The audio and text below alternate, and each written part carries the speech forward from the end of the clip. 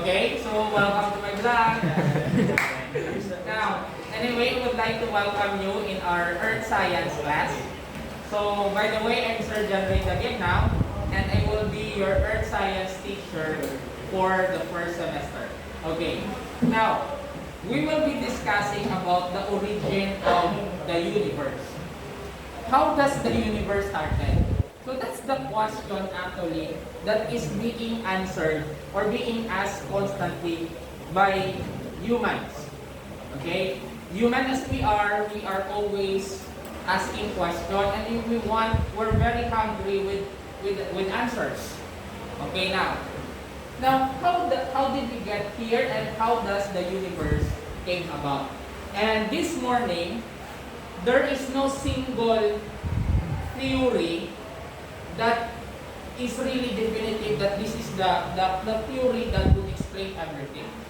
Okay, so I will give you the responsibility to what you call this, to think and to argue and even discuss it among yourselves whether this theory is correct or not. And I'll be presenting different theories that is trying to discuss or explain how does the universe started. Okay. Now, right now, okay, the most accepted theory as to the origin of the universe is the Big Bang theory. Now, upon hearing the word Big Bang theory, what comes into your mind? Explosion. What else? What makes it bang? No? So sometimes the word itself is very misdirecting. Okay? Because actually, when I say Big Bang, there is no explosion. But actually, it's just the expansion. Okay? Later we will discuss it. So you can see that in the Big Bang, okay, according to the Big Bang theory, the universe started from singularity. What do I mean when I say a singularity? There's a point there known as a single atom. Okay, single atom that it starts to gain energy until such time that it heats up, and it can no longer contain that energy, and it starts to expand.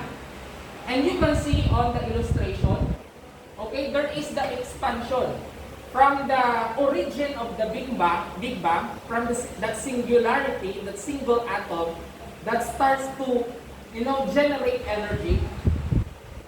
It starts to expand until such time that you can see that it starts to widen up. That's Big Bang, expansion of that single atom because of that enormous energy.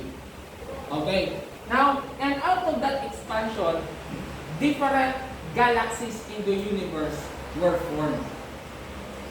Okay, that's Big Bang. We will relate it with the other theories, whether they really coincide. Any question? Okay, so Big Bang comes from a single atom that gains energy, and it cannot contain that energy, and it starts to expand. The expansion leads to the formation of the universe and eventually stars, and then galaxies and solar system. Okay, that's Big Bang. Now, who is the proponent of the Big Bang theory? It's Jorge, I don't know how to pronounce it, Lemaître. He proposed it in 1927. And you know what's funny about this? This scientist who proposed the Big Bang theory is actually a priest.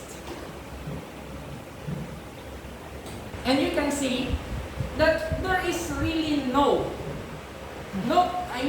contradiction between science and religion, because they themselves is trying to get or to know what is truth. Okay? Is there really a contradiction? Later we will find out in the theory of creation. Okay, if the Big Bang theory is contradicting the theory of creation. Later, I will give you the disposition later to decide. Okay. The question is, can truth contradict truth? What do you think?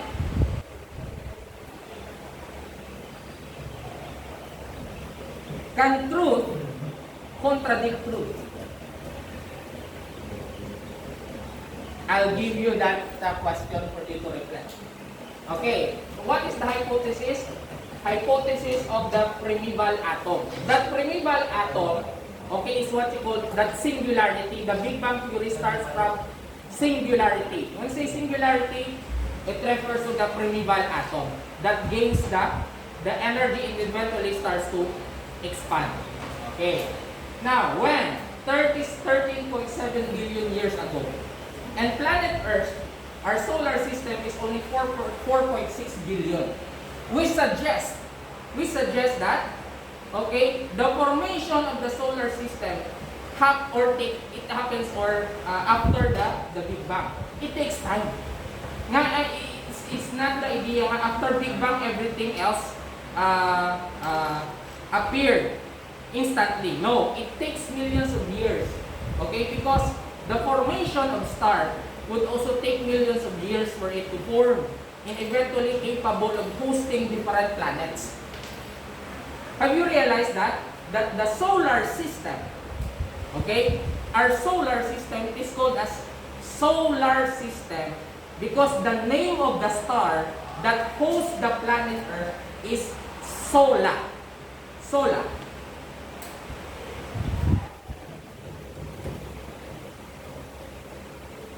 That's the name of the star, okay, that hosts our solar system.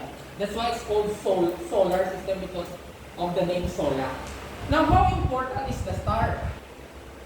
Okay, the star is at the center of the solar system and it is the host because of its gravitational pull that prevents different planets from going astray and gain its, in order for it to orbit on its own axis. So, star is very important in hosting the different solar system. Without them, there will be no solar system. Same goes with the light that we have. You imagine the planet Earth is on the third orbit from the sun. Okay, how come it's there? Okay, and then the proximity enables the light to thrive here. Okay, later we will discuss that. So have you noticed that in discussing the origin of the universe, it would start from the concept of physics. After the Big Bang, it would start to form different elements. That's chemistry. Now, the moment that different elements, okay, is already present, it leads to the development of life. That's biology.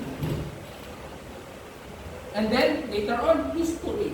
So you can see, there is the pathway of different disciplines that would explain, okay, how the universe started and life exists.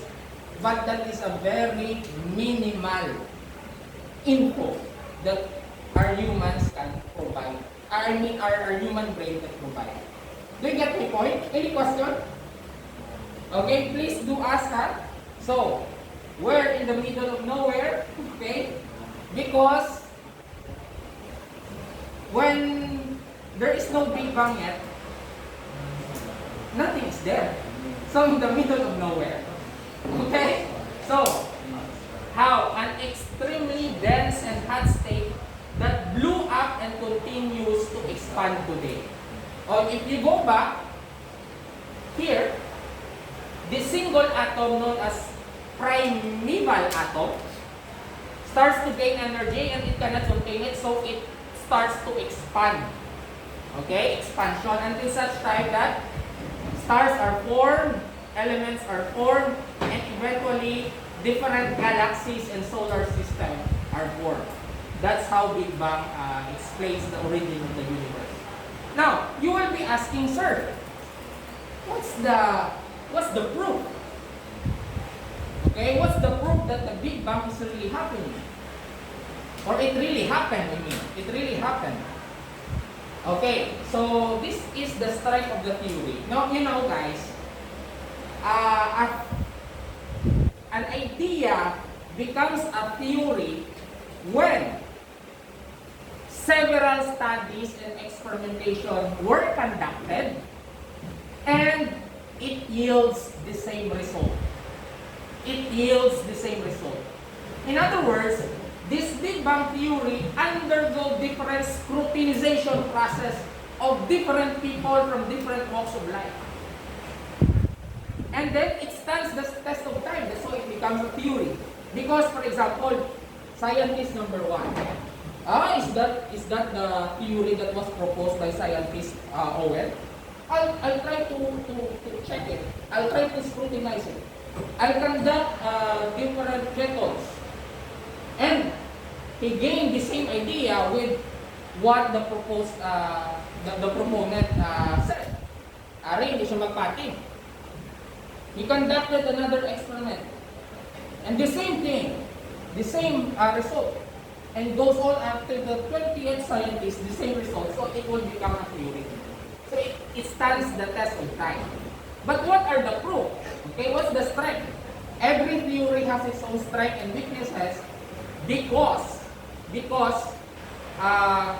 there is no perfect experimentation. There is always the level of probability that it may be wrong. Okay? Now, the strength. Okay?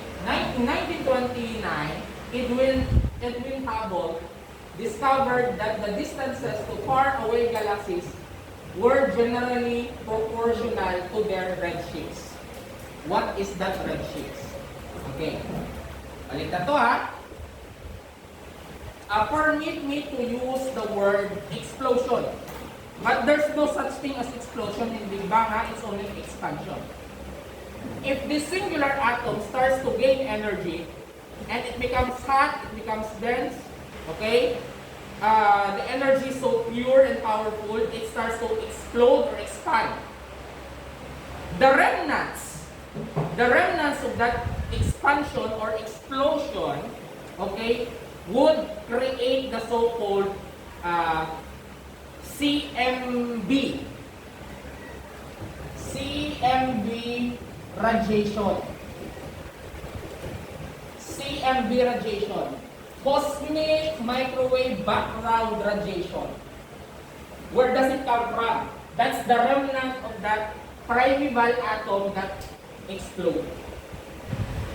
Okay, and until now, that remnants can still be detected here on Earth through the redshift. Cosmic microwave background radiation. Okay? Am I getting fast? Okay? Gets? Too much information overload? No? Okay, I hope. Okay. Redshift. Okay. So weakness. Without any evidence associated with the earliest instant of the expansion, the Big Bang theory cannot and does not provide any explanation for such an initial condition. Rather, it describes and explains the general evolution of the universe since that instant. Okay, anong iyong weakness? Okay, where does it started? Where does that primeval atom came from? That's the weak point. Dito siya nagaling.